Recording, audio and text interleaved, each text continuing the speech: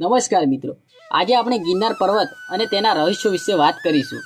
જૂનાગઢથી લગભગ 7 કિલોમીટર દૂર આવેલો ગિરનાર પર્વત એ વાસ્તવમાં ગુજરાતની ગિરિમાળાનો સમૂહ છે.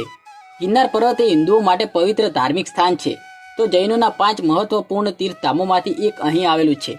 એવું કહેવાય છે કે ગિરનાર પર્વત ઉપર એવી વનસ્પતિઓ છે કે જેને એકવાર ખાધા પછી વર્ષો સુધી ભૂખ નથી લાગતી, અને ગિરનાર પર્વતની ગુફાઓમાં આજે પણ ઘણા બધા સાધુઓ વર્ષોથી તપસ્યા કરી રહ્યા છે, જેની ઉંમર 100, 200 અને 500 વર્ષથી પણ વધારે છે.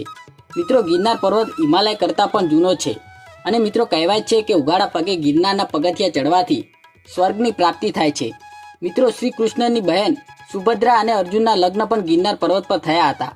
ગિરનાર પર્વત પર ચડવા માટે 9,999 પગથિયા ચડવા પડે છે.